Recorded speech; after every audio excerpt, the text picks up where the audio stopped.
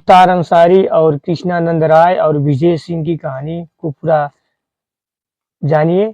और चैनल अच्छा लगे तो चैनल को सब्सक्राइब करना मत भूलिए दोस्तों। वीडियो में पूरा बने रहिए आगे तक।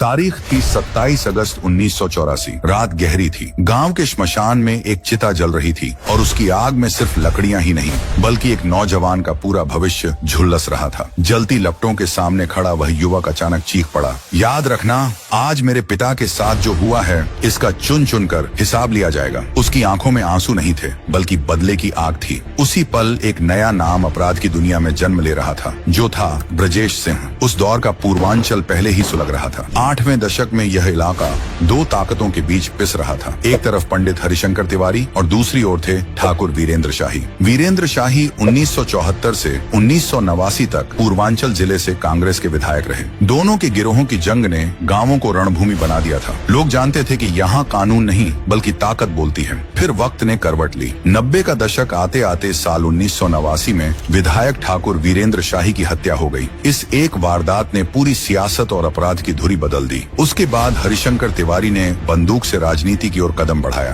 गोरखपुर की चिल्लू पर सीट से उन्होंने जनता दल से विधायक का चुनाव लड़ा और जीता। उसने गाजीपुर और वाराणसी तक अपना खेल फैलाना शुरू किया। उसके सबसे भरोसेमंद मोहरे थे मकन सिंह और साधु सिंह। बाद में यही दोनों मुख्तार अंसारी के साथ जुड़ गए। लक्ष्य साफ था, पूरा इलाका कब्जे में लेना। लेकिन वीरेंद्र शाही की मौत के बाद ठाकुरों को भी नया चेहरा चाहिए था और उनकी निगाहें जाकर ठहरी ब्रजेश सिंह पर। ब्रजेश और उसका साथी त्रिभुवन सिंह पहले साहिब सिंह गैंग से जुड़े थे। सरकारी ठेकों को लेकर झगड़े शुरू हुए और धीरे धीरे यह टकराव सीधी जंग में बदल गया। इसी जंग में ब्रजेश सिंह और मुख्तार अंसारी आमने सामने आ खड़े हुए। ब्रजेश के भीतर यह लड़ाई सिर्फ इलाके की नहीं थी बल्कि यह एक बेटे के बदले की कहानी थी। उसके पिता रविंद्रनाथ सिंह एक सीधे साधे किसान थे।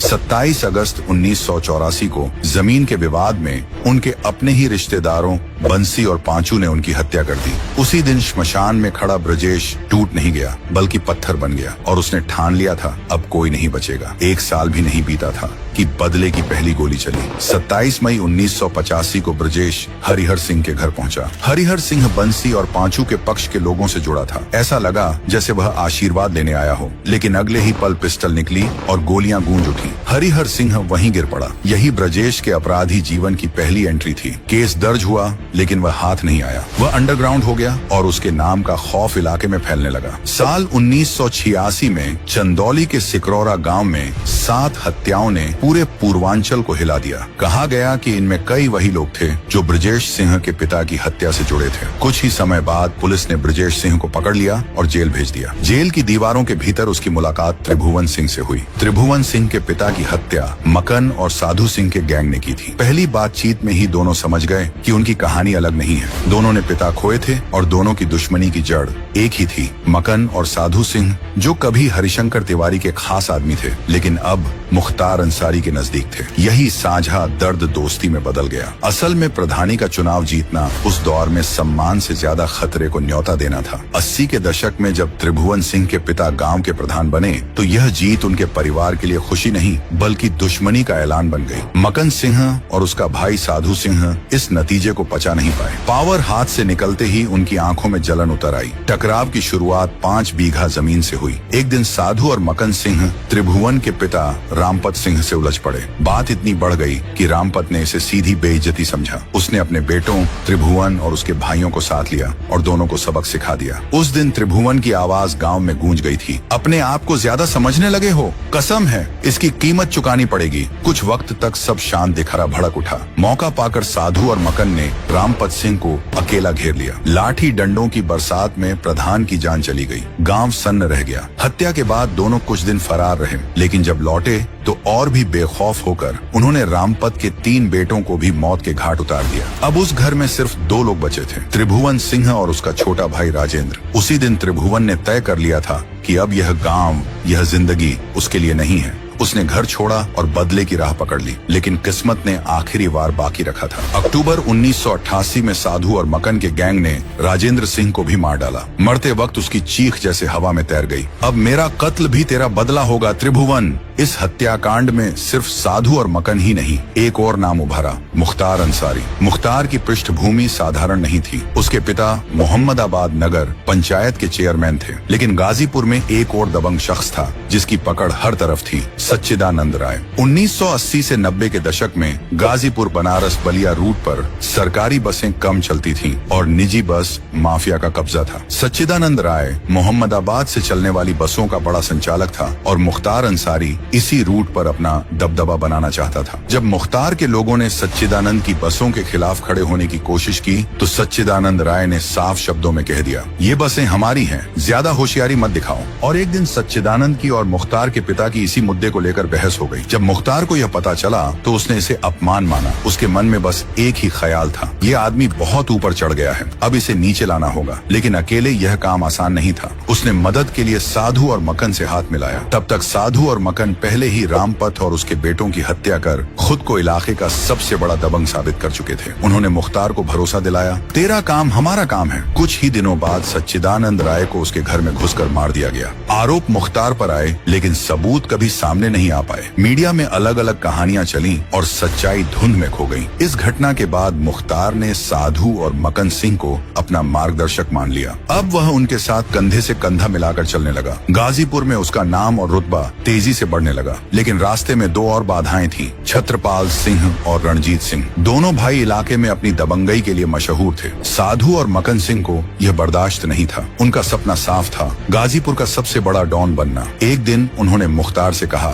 अब वक्त आ गया है, छत्रपाल और रणजीत को हटाए बिना ताज नहीं मिलेगा। और यहीं से पूर्वांचल की कहानी एक और खतरनाक मोड़ लेने वाली थी। कहते हैं असली साजिशें गोलियों से पहले दिमाग में चलती हैं। गाजीपुर में रणजीत सिंह की मौत भी कुछ ऐसी ही थी। मुख्तार अंसारी ने सीधे हमला करने के बजाय रास्ता घुमावदार चुना। उसने रणजीत के घर के सामने रहने वाले रामू मल्लाह से दोस्ती की। वही रामू आगे चलकर उसका सबसे भरोसेमंद निशानेबाज बना। मुख्तार ने एक खामोश लेकिन खतरनाक इंतजाम कराया। रामू के घर की दीवार में एक छोटा सा सुराख किया गया और ठीक वैसा ही सुराख रणजीत सिंह के आंगन की दीवार में भी था। अब बस सही पल का इंतजार था। एक दिन रणजीत आंगन में टहल रहा था। उसी क्षण गोली चली और कहानी वहीं खत्म हो गई। इस एक वारदात ने गाजीपुर में नया समीकरण बना दिया। साधु सिंह, मक्खन सिंह और मुख्तार अंसारी, तीनों का नाम अब पूरे जिले में डर की तरफ फैल चुका था। उनका दबदबा पहले से कहीं ज्यादा मजबूत हो गया। उधर जेल के भीतर एक और कहानी आकार ले रही थी। त्रिभुवन सिंह और ब्रजेश सिंह की मुलाकात हो चुकी थी। यहीं ब्रजेश को पता चला कि उसके पिता रविंद्रनाथ सिंह के हत्यारे बंसी और पांचू दरअसल साधु और मक्खन के लिए काम करते थे। यह जानकारी दोनों के लिए आग में घी साबित हुई और उन्होंने मिलकर एक नया गुट खड़ा किया, साहिब सिंह गैंग। अब मैदान में दो ताकतें थीं, एक तरफ मुख्तार, साधु और मक्खन का गिरोह, दूसरी ओर ब्रजेश और त्रिभुवन की जोड़ी। 90 के दशक में ब्रजेश का दबदबा बनारस में बढ़ रहा था, जबकि गाजीपुर में मुख्तार अपने पांव पसार रहा था। ये वही दौर था जब बनारस में रेशम और कोयले का कारोबार सोने की खान बन चुका था। भारत के सबसे बड़े रेलवे जंक्शन मुगल सराय की नजदीकी ने कोयले के काले धंधे को और आसान बना दिया था। मुख्तार ने साफ कह दिया था कि हमें सिर्फ रेशम और कोयला नहीं, हर धंधा चाहिए। और यहीं से उसके आर्थिक साम्राज्य की नींव और गहरी होने लगी। लेकिन बनारस में उसकी राह आसान नहीं थी। वहाँ ब्रजेश सिंह का गढ़ मजबूत था और साथ ही एक और नाम तेजी से उभर रहा था, अवधेश राय। अवधेश ब्रजेश के करीबी थे और व्यापारियों के संरक्षक माने जाते थे। यही वजह थी कि वे मुख्तार के विस्तार में सबसे बड़ी रुकावट बन गए। 3 अगस्त 1991 को वाराणसी के लहरा वीर इलाके में अवधेश राय की गोली मारकर हत्या कर दी गई। इसके पीछे कई वजहें बताई गईं, जिनमें व्यापारियों से वसूली का मामला भी था। लहरा, वीर और हथुआ मार्केट जैसे इलाकों में मुख्तार के लोग जबरन पैसा वसूलते थे। अवधेश राय ने व्यापारियों का साथ दिया, धरना कराया और नतीजा यह हुआ कि वसूली करने वाले सिपाही निलंबित हो गए। यही बात दुश्मनी की आखिरी हद बन गई। इस वारदात के बाद ब्रजेश और मुख्तार के बीच की दुश्मनी खुली जंग में बदल गई। ब्रजेश को अब यकीन हो चुका था कि मुख्तार ही त्रिभुवन के पूरे परिवार के खात्मे के पीछे था और अब वह बनारस में भी अपनी जड़ें जमाना चाहता है। पहले निशाने पर था साधु सिंह, लेकिन वह उस समय जेल में था। फिर किस्मत ने एक मौका दिया। साधु सिंह पुलिस कस्टडी में अपनी पत्नी और नवजात बच्चे से मिलने अस्पताल आया। उसी वक्त पुलिस की वर्दी में आया एक अनजान शख्स भीतर घुसा और उसने साधु सिंह पर ताबड़तोड़ गोलियां बरसा दी। साधु सिंह वहीं ढेर हो गया। उसी दिन उसके गांव में उसके भाई, माँ और 8 अन्य लोगों की भी हत्या कर दी गई और इल्जाम सीधे ब्रजेश सिंह पर आया। कुछ ही दिनों बाद गाजीपुर के सिंचाई विभाग चौराहे पर मक्खन सिंह को भी गोलियों से छलनी कर दिया गया। यहीं से कहानी ने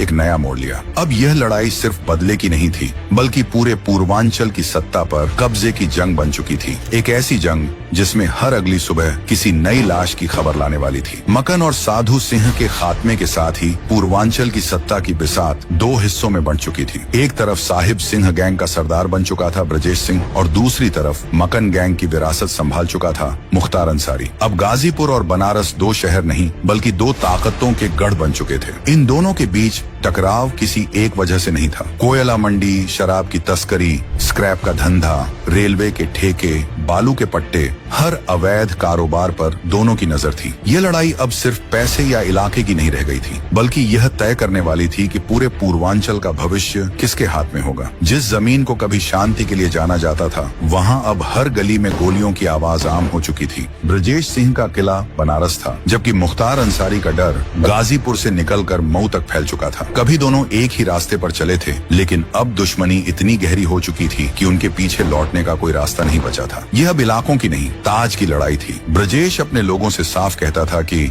जो सबसे ऊपर बैठेगा वही इस जंगल का असली शेर कहलाएगा। लेकिन मुख्तार अंसारी की कहानी सिर्फ बंदूक तक सीमित नहीं थी, उसकी जड़ें कहीं ज्यादा गहरी थी। उसका परिवार न सिर्फ पूर्वांचल बल्कि देश की राजनीति में भी जाना पहचाना नाम था। आजादी की लड़ाई से लेकर सत्ता के गलियारों तक इस खानदान का असर रहा था। यही वजह थी कि मुख्तार खुद को सिर्फ एक डॉन नहीं बल्कि एक विरासत का हिस्सा मानता था। वह अक्सर कहता था कि जो हमारी राह पर चलता है वह सिर्फ इलाके में नहीं बल्कि इतिहास में जगह बनाता है। यही सोच उसे राजनीति की ओर ले गई। उसके बड़े भाई अफजाल अंसारी ने जब पहली बार विधानसभा का चुनाव जीता तो मुख्तार ने महसूस किया कि ताकत सिर्फ डर से नहीं बल्कि वोट से भी मिलती है। उसी दिन उसने तय कर लिया था कि उसका नाम अब सिर्फ अपराध की फाइलों में ही नहीं बल्कि मतपेटियों में भी गूंजेगा। समय के साथ मुख्तार ने खुद भी चुनावी मैदान में कदम रखा। कभी जीत मिली, कभी हार, लेकिन मैदान छोड़ने का सवाल ही नहीं था। वह कहता था कि हार रास्ता नहीं रोकती बल्कि रास्ता दिखाती है, और यही हुआ। विधानसभा में पहुंचने के बाद उसकी पकड़ और मजबूत होती चली गई। धीरे धीरे मुख्तार का नाम सिर्फ एक व्यक्ति का नहीं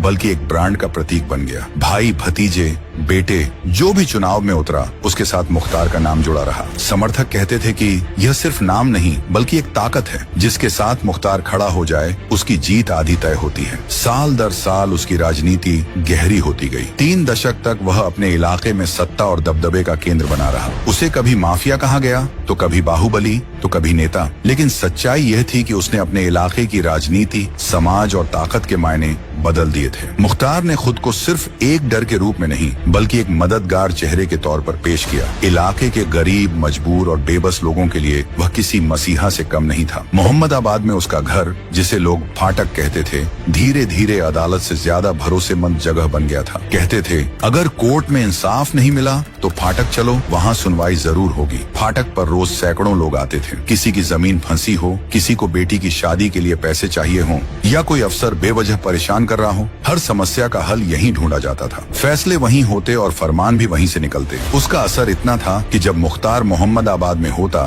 तो पूरे शहर में 24 घंटे बिजली रहती थी। बिजली जलती देख लोग समझ जाते थे नेता अपने इलाके में है। लोग गर्व से कहते थे जब तक लाइट है तब तक मुख्तार का राज है। विधायक बनने के बाद मुख्तार को ब्रजेश सिंह पर एक बड़ी बढ़त मिल गई थी। वह दौर गठबंधन सरकारों का था जहां सत्ता एक एक विधायक पर टिकी रहती थी। ऐसे समय में मुख्तार जैसे बाहुबलियों की कीमत सोने से भी ज्यादा हो जाती थी। राजनीतिक दल जो खुद बहुमत के लिए जूझ रहे थे चुपचाप मुख्तार के दरवाजे तक आ जाते थे। मुख्तार और हरिशंकर तिवारी जैसे नेताओं के पास न सिर्फ ताकत थी बल्कि अपने अपने परिवारों और समुदायों के जरिए दर्जनों विधायकों पर पकड़ भी थी। यही वजह थी कि मुख्तार सिर्फ बंदूक के दम पर नहीं बल्कि सियासी समझ से भी आगे बढ़ता गया। अब वह किसी पार्टी के लिए बोझ नहीं बल्कि जरूरत बन चुका था। इसी ताकत के सहारे मुख्तार ने ब्रजेश सिंह के किले को चुनौती देनी शुरू कर दी। पुलिस और प्रशासन में उसका असर दिखने लगा। धीरे धीरे ब्रजेश के लोगों पर शिकंजा कसने लगा, हमले बढ़ने लगे। ब्रजेश गैंग के भीतर एक सवाल गूंजने लगा, जब तक मुख्तार जिंदा है सांस लेना मुश्किल रहेगा। और फिर आया दिन 15 जुलाई 2001। मुख्तार अंसारी अपने काफिले के साथ निकल रहा था, तभी सड़क किनारे खड़े एक ट्रक के पास से अचानक गोलियां बरसने लगी। दोनों तरफ से फायरिंग शुरू हो गई। गोलियों की आवाज से पूरा इलाका थर्रा उठा। इस हमले में मुख्तार बाल बाल बच गया, लेकिन 3 लोगों की जान चली गई। यह घटना उसरी चट्टी कांड के नाम से मशहूर हो गई। आरोप सीधे ब्रजेश सिंह पर आए और मामला दर्ज हुआ, लेकिन उसी रात एक अफवाह भी फैल गई। कहा जाने लगा कि जवाबी फायरिंग में ब्रजेश सिंह मारा गया है। यही अफवाह कहानी का सबसे बड़ा मोड़ थी। ब्रजेश असल में जिंदा था, लेकिन पुलिस से बचने के लिए वह अंडरग्राउंड हो चुका था। बाहर की दुनिया को लगने लगा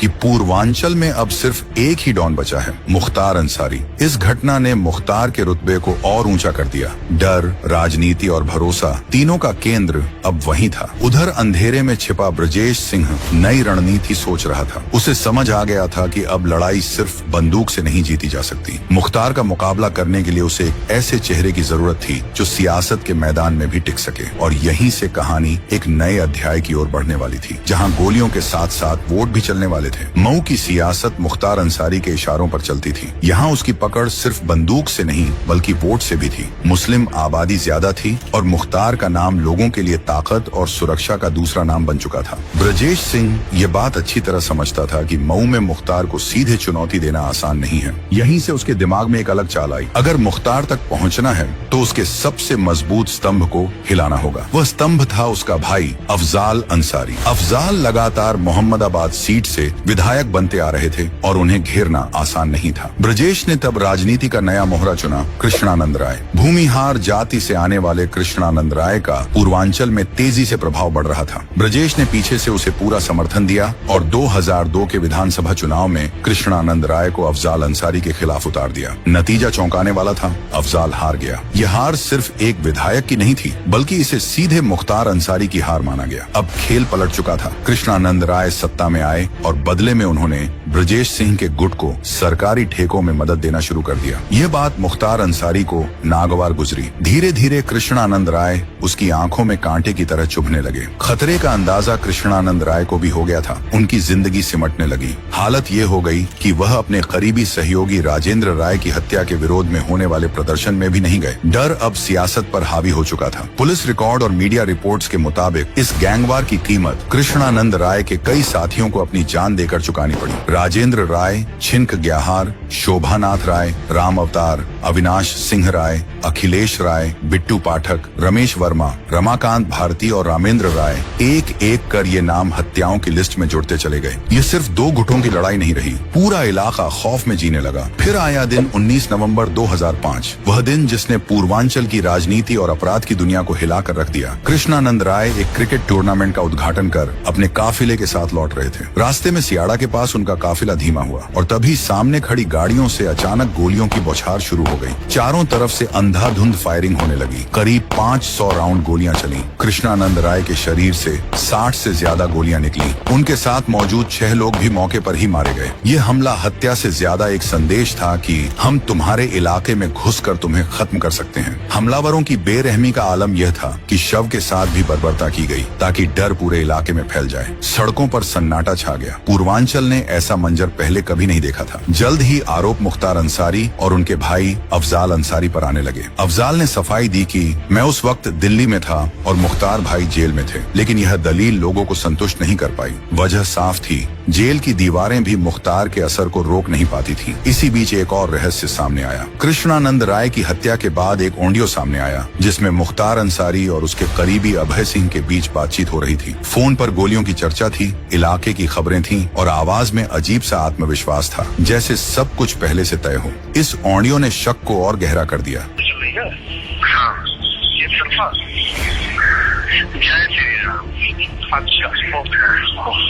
हेलो,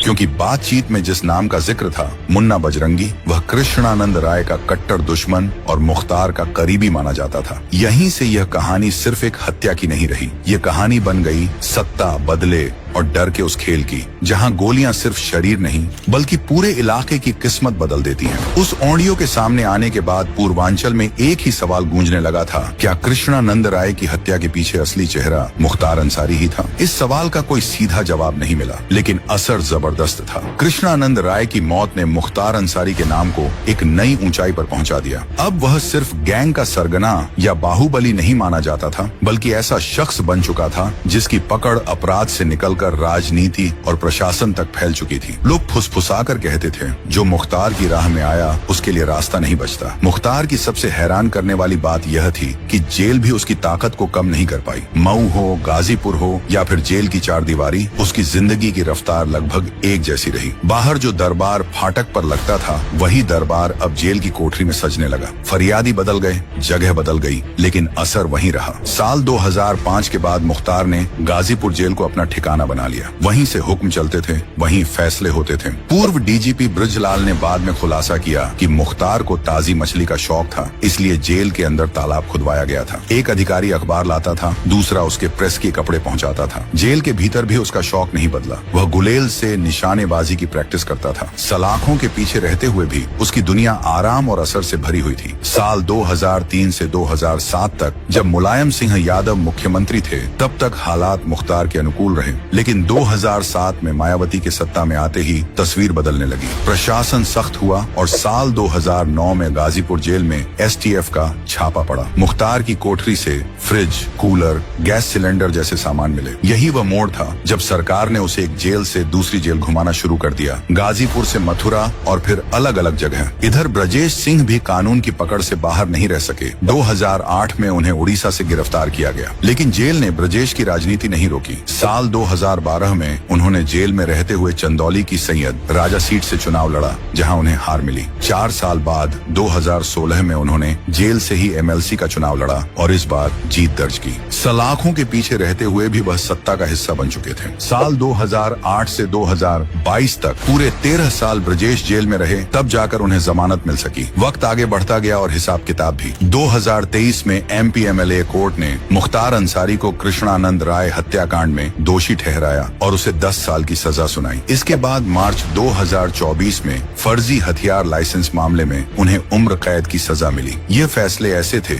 जिन्होंने मुख्तार की ताकत की कहानी पर कानून की मुहर लगा दी। लेकिन कहानी यहीं खत्म नहीं हुई। जेल में रहते हुए मुख्तार ने कई बार दावा किया कि उनकी जान खतरे में है। उन्होंने आरोप लगाए कि उन्हें धीमा जहर दिया जा रहा है और किसी न किसी तरह से उनकी हत्या की कोशिश हो रही है। उनकी मौत के बाद भी अफवाहें थमी नहीं। एक चिट्ठी वायरल हुई जिसमें जहर दिए जाने की बात लिखी थी। सच क्या था, झूठ क्या, यह सवाल आज भी अनुत्तरित है। मुख्तार अंसारी की कहानी सिर्फ अपराध या राजनीति की नहीं थी, बल्कि यह कहानी थी उस सिस्टम की जहां ताकत जेल की दीवारों को भी बौना बना देती है, जहां एक आदमी सलाखों के पीछे बैठकर भी इलाके की धड़कन तय करता है। और शायद यही वजह है कि मुख्तार अंसारी की मौत के बाद भी उसका नाम, उसकी दहशत और उससे जुड़े सवाल आज भी जिंदा हैं। 28 मार्च 2024 की शाम अचानक एक खबर ने पूरे पूर्वांचल को हिला दिया। कहा गया कि मुख्तार अंसारी की तबीयत अचानक बिगड़ गई है। कुछ ही घंटों के भीतर दूसरी खबर आई, मुख्तार अंसारी अब इस दुनिया में नहीं रहे। वजह बताई गई, हार्ट अटैक। लेकिन जैसे जैसे यह खबर फैली, सन्नाटे के साथ सवाल भी फैलने लगे। क्या यह सचमुच एक सामान्य मौत थी या फिर यह किसी लंबे समय से चल रही साजिश का आखिरी अध्याय था? मुख्तार अंसारी ने अपनी मौत से पहले कई बार यह आशंका जताई थी कि उन्हें जेल में धीमा झड़ दिया जा रहा है। उनके परिवार ने भी इन बातों को गंभीरता से उठाया था। उनके बेटे उमर अंसारी ने तो खुलकर आरोप लगाए, ये किसी एक आदमी का काम नहीं हो सकता, इसमें ब्रजेश सिंह और त्रिभुवन सिंह जैसे लोग शामिल हैं। ये सब सरकार की जानकारी और मंजूरी के बिना संभव नहीं है। उनके शब्दों में गुस्सा नहीं, बल्कि एक गहरी साजिश का डर था। मुख्तार